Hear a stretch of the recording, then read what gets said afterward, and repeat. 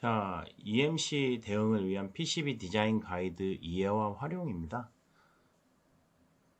이제 EMI EMC 대응을 위해서 이제 PCB 디자인을 어떻게 할 것이냐에 대한 뭐 기본적인 가이드들, 그리고 팁들을 이제 이야기를 드릴 거고요.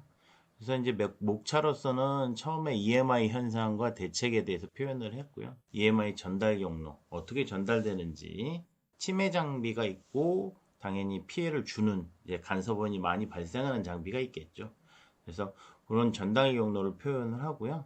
이 EMI가 전달되는 방식은요, 안테나로서 모델링이 됩니다. 안테나라고 하는 것은 외부로 전자파를 방사하는 장치 부품이라고 표현을 할 수 있습니다. 그래서 그 원리에 대해서 설명을 드릴 거고요. 그 다음에 이제 PCB에서 상에서도 어떻게 전자파가 라디에이션이 되는지도 설명을 드릴 예정입니다. 전류 모드라고 하는 표현인데요. 여기 케이블 상에서 뭐 케이블이 이렇게 있으면은 이 전류의 방향이 있을 거거든요. 방향이. 그 방향에 따라서 어떻게 필드가 발생을 하는지 표현을 이야기를 하게 될 거고요. 그래서 그 방사전개의 강도가 어떻게 또 형성이 되는지도 이야기를 드릴 예정입니다. 이 라디에이션도 마찬가지로 이 디퍼런셜 모드하고 커먼 모드가 존재를 해요. 그래서 이 두 가지 형태의 라디에이션이 어떤 이야기들이 있는지도 살펴볼 예정이고요. 그 다음에 이제 EMI 특성 사례니까 스캔 데이터를 가지고 한번 분석을 하는 과정을 거치게 될 거고요. 웨이브 임피던스가 뭔지, 자유공간의 이제 그 임피던스인데요. 이게 377옴이거든요. 이 내용하고 니어필드, 파필드의 개념에 대해서 설명을 드릴 예정입니다. 그 다음에 이제 EMI 노이즈 대책 방법론이니까 그 대책 방법을 어떻게 세워야 될지, 어떤 형태로 해서 프로세스를 만들어야 될지에 대해서도 이야기를 할 거고요. 그 다음에 이제 우리의 EMI 하면은 이제 PCB에 되게 중요한 역할을 하죠. 가정기기, 뭐 전자기기, 모든 기기에 대해서 PCB에 마운팅돼서 설계가 되는데요. 그 설계 방법에 따라서 전류 흐름이 달라지게 되고 전압 강화도 달라지게 되고 그 다음에 노이즈도 양상이 다르게 되거든요. 그래서 그런 부분들 이해하기 위해서 PCB 먼저 구조를 이해를 해야 된다. PCB의 적층 구조에 대해서 마이크로 스트립 구조, 뭐 스트립 구조도 있고요. 또 뭐 1층에서 뭐 8층 구조, 뭐 이런 식으로 층 단위로 구조가 있잖아요. 1층, 2층, 이 단면, 양면, 4층, 6층, 8층, 10층 이렇게 쭉 층수가 늘어나게 되는 거. 뭐 그런 부분들이 있다. 그래서 그런 구조하고 장단점들을 살펴보고요. PCB 스택 구조도 어떻게 되는지도 살펴보려고 합니다. 그 다음에 그라운드와 전원 플레인의 구조, 4층, 6층, 배선, 8층, 보드 사이즈에 따른 이제 공진 임피던스.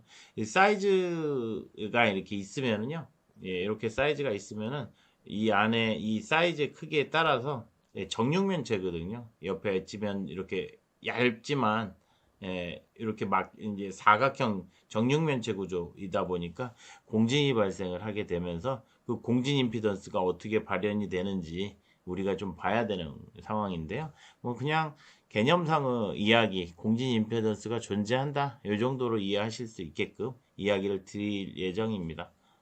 그 다음에 이제 EMI, EMC 저감을 위한 PCB 레이아웃 세 가지로 좀 나눴거든요.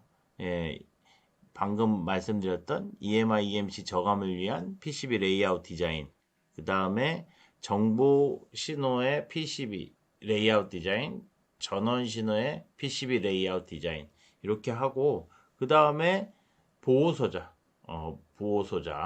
대한 PCB 레이아웃 이렇게 이야기가 되어 있어요. 그래서 이 챕터별로 쭉 보시면 좋겠고요. 왜 어떻게 보면 3번의 그 목차에서는요 좀 포괄적인 표현들을 썼는데 주로 그 그라운드에 대한 이야기들을 좀 풀어봤어요. 그래서 이제 부품 배치를 어떻게 해야 될까를 좀 생각을 해봐야 되고요. 그리고 기능 블럭, 뭐 RF 블럭이 있고 디지털 블럭이 있고 아날로그 블럭, IO 블럭 이렇게 전원 블럭 이렇게 나뉘어지잖아요. 거기에 따른 이제 노이즈 설계 대책 방법을 어떻게 가져가야 될지를 고민을 하는 상황이고요. 그 다음에 그라운드에서 이제 리턴 전류가 어떻게 흘러가는가, 요게 두 가지 형태거든요. 하이 프리퀀시하고 로우 프리퀀시, 이 두 가지 형태에 대해서 전류 흐름이 다르기 때문에 요것도 한번 살펴봐야 되고요. 그 다음에 I 시간에 요거는 이제 정보 신호 쪽에 좀 속하긴 하는데 여기에 그냥 EMI, EMC 쪽에 넣었어요. 그래서 I 시간의 전류 흐름은 어떻게 되는가, IC1, IC2. 근데 이제 이 정보 신호다 보니까 전류가 AC 전류가 같이 흐르거든요. 그런 부분들도 이야기를 할 예정이고요. 그다음에 전송 선로에서 리턴 패스의 전류 분포가 어떻게 되는가? 그다음에 PCB 보드의 부품 배치를 어떻게 할까? 그다음 PCB 상에서의 리턴 전류와 루프 경로는 어떻게 이제 설정이 될까? 블럭별 배치 방법 한번 얘기를 드릴 거고요. 그다음 PCB 비하 설계. 비하라는 거는 이제 그라운드를 연결을 해줘서 그라운드를 강화시켜주는 역할의 스루 비하가 하나가 존재하고요. 예. 그리고 선하고 선 연결하는 파셜 비하들 있죠. 뭐 그런 것들이라고 보시면 되겠는데 여기서는 아마 그라운드 비하에 대해서 이야기를 드리게 될 겁니다. 그 다음에 이제 그라운드와 접지에 대해서 이야기가 됐는데요. 이 그라운드와 접지는 비슷하죠. 비슷한데 이제 목적 자체가 좀 다르다고 표현을 해야 될까요? 그래서 그라운드는 우리가 이제 시그널의 노이즈를 저감하기 위한 목적이고요. 그 다음에 접지는 안전 목적이 제일 크죠. 그 두 가지를 좀 분리해서 이야기를 드릴 거고요. 이제 PCB에서 실드캔 많이 쓰죠. 근데 이제 실드캔도 잘못 쓰면은 방사 경로가 돼요. 그래서 실드캔하고 방열판, 히트싱크라고 하는데 그라운딩이 어떻게 되는지 살펴볼 거고요. 그 다음에 이제 PCB 그라운딩 어떻게 할 건지에 대해서, 그 다음에 HDC 컨버터에서 그라운드 연결 방식을 한번 좀 고찰을 해보려고 합니다. 그 다음에 뭐 루프나 뭐 그라운드 시스템 토폴로지, 그라운드 시스템의 토폴로지를 어떻게 가져가야 될지, 기본적으로 뭐 스타형으로 일반적으로 가져가죠. 그래서 그 다음에 이제 가지치기를 해서 원하는 형태로 만들어지는데 좀 제가 표현이 좀 두리뭉실하니까 실제 그림을 보면서 설명을 드릴 예정이고요. 그 다음에 샤시 그라운드하고 시스템 그라운드를 어떻게 분리를 하는가, 이 이야기가 진행이 될 겁니다. 그 다음에 노이즈 측정이 어떻게 되고 그라운드 분리 후 전원 연결 방법론. 여기서 이제 노이즈 측정 잠깐 이제 설명을 드릴 건데요. 뭐 이제 단말기에서 노이즈가 어떻게 나오고 어떤 부위에서 나오는지 살펴볼 거고요.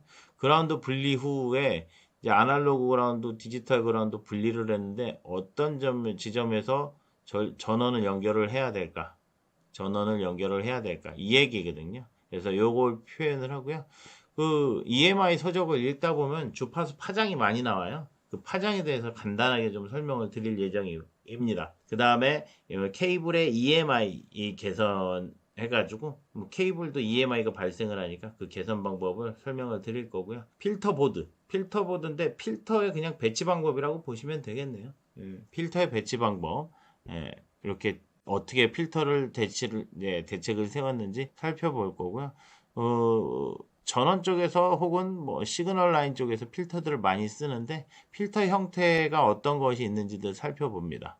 그 다음에 이제 커패시터의 위치에 따라서 노이즈 저감이 어떻게 되는지, 안티 레조넌스는 어떻게 나타나는지, 그 다음에 안티 레조넌스의 개선 방법들도 한번 살펴볼 거고요. 배선은요, 배선이 이렇게 잘 지나가다가 이렇게 코너를 꺾잖아요. 이 코너의 이펙트를 표현을 하게 되어 있는데요. 이 코너 이펙트에 대해서 설명을 드릴 예정이고요.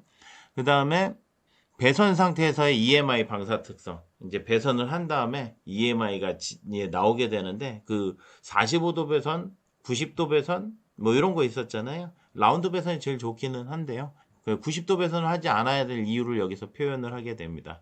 그 다음에 이제 PCB 그라운드 처리. 루프가 제일 중요하죠. 루프의 인덕턴스, 케이블의 위치, 뭐 PCB 그라운드 이렇게 좀 표현을 할 수가 있겠네요.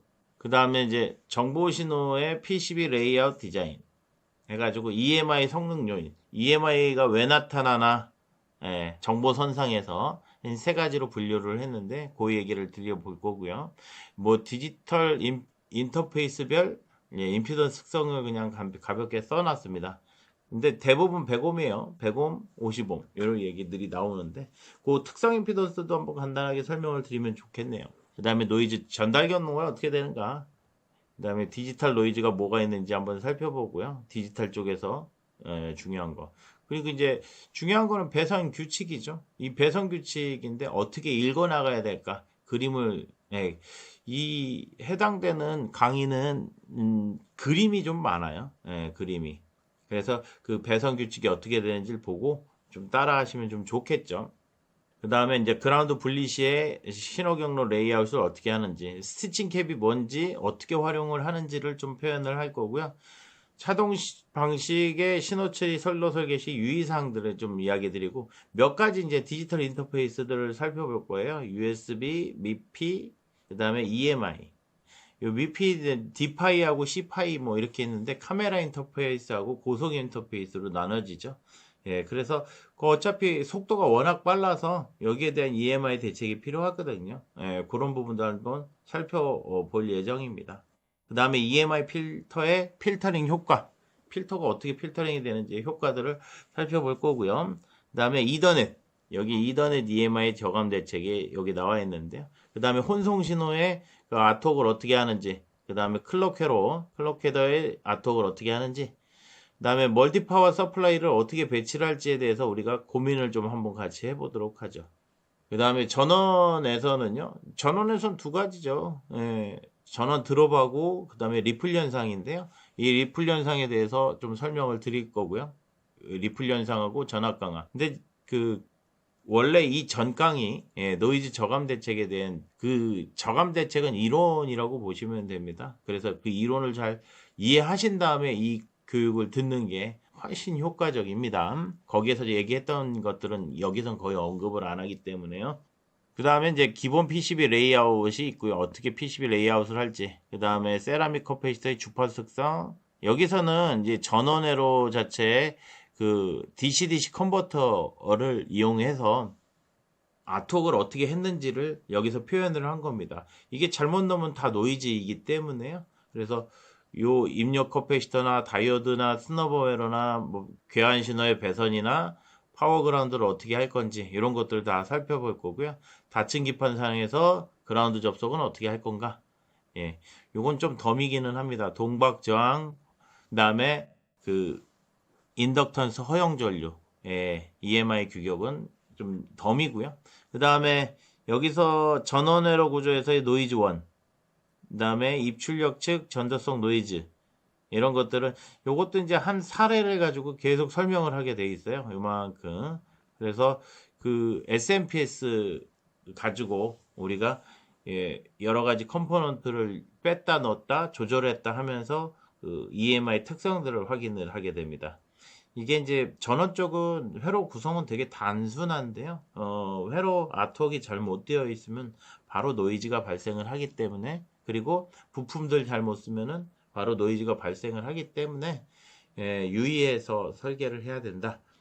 그래서 이제 또 몇 가지 또 여기 밑에서는 부품 특성 조합을 이제 해가지고 뭐 EMI 데이터들을 보면서 우리가 어떤 것들이 있는지 좀 살펴볼 예정입니다. 그 다음에 이제 보호 회로인데요. 보호 회로. 여기서 이제 글자가 좀 틀렸는데 아마 교재상에서는 다시 개정이 돼서 나갈 예정이고요. 그 다음에 보호 회로 하면은 우리가 기억하는 게 TVS 다이오드, 그 다음에 바리스터,